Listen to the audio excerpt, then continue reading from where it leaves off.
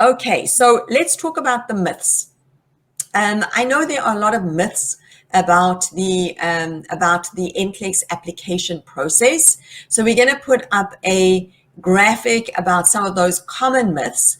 I see there are 5. So Rochelle, maybe if you can take us through those first 3 myths, and Jean, the last 2. Okay, let's first start off with the difficulty of NCLEX varies depending on the state board of nursing.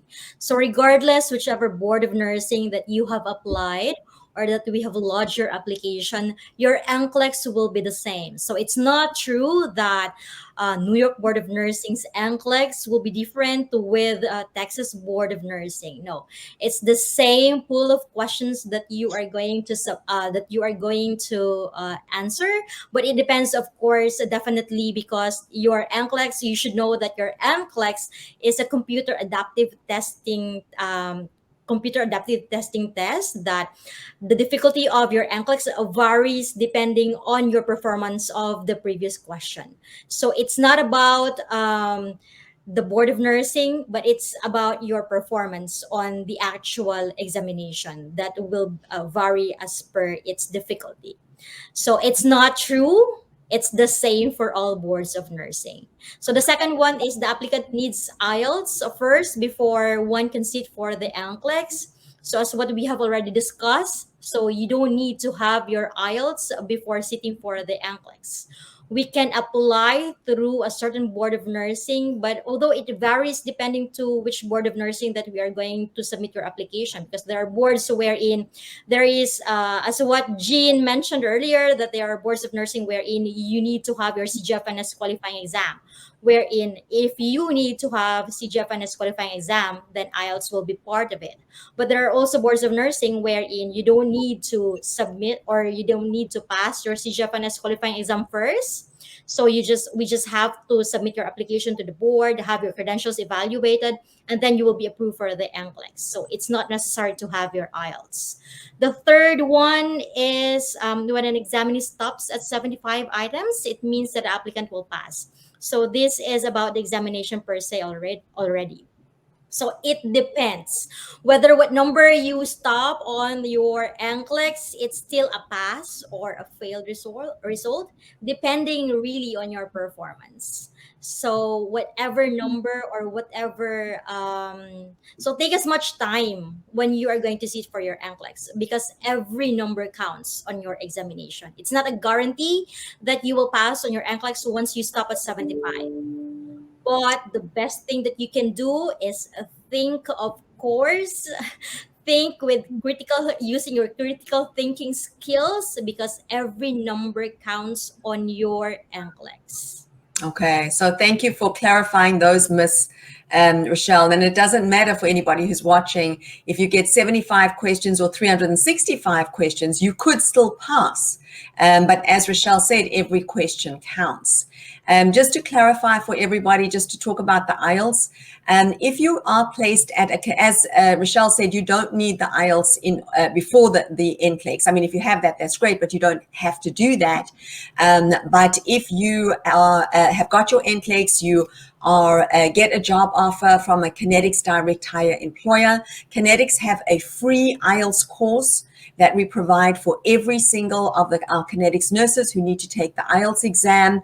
Please check out on our social media, on our YouTube page, some of our IELTS Hero interviews. I always reference Bert. Bert is an international nurse. He took the IELTS 7 times. He failed 7 times. Then he came to Connetics. He did our course. He passed.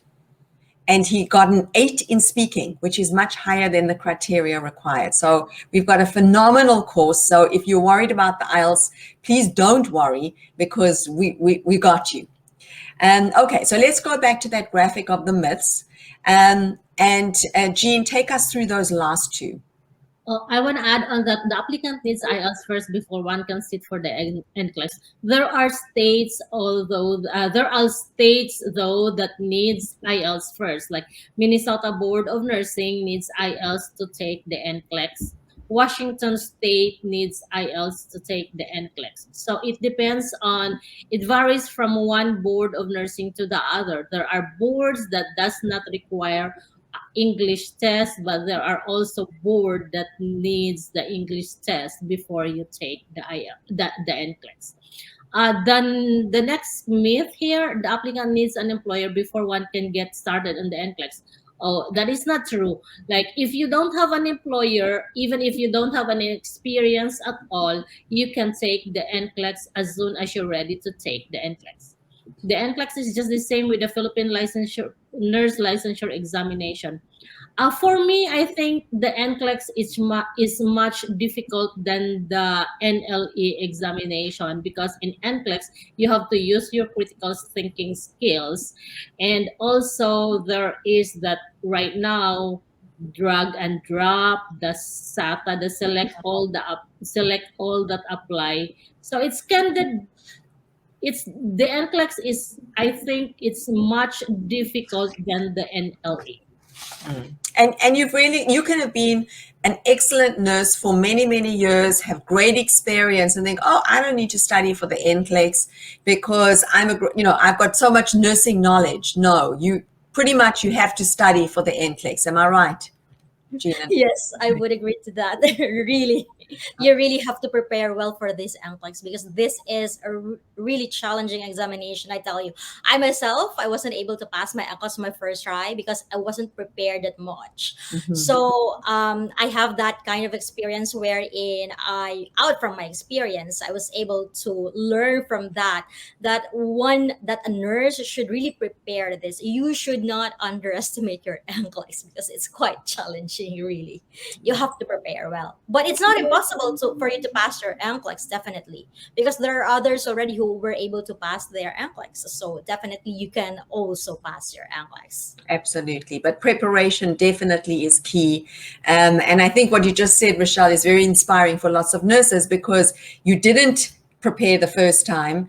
You did it, now you've passed, which is great. So it shows that it certainly is possible. But if you think of the money that was wasted, that's what we don't want for everybody who's watching. That's why we do this show, Onward and Upward, free information for nurses, because we want to give you the tools and the knowledge and the information so that you don't waste your time, you don't waste your money.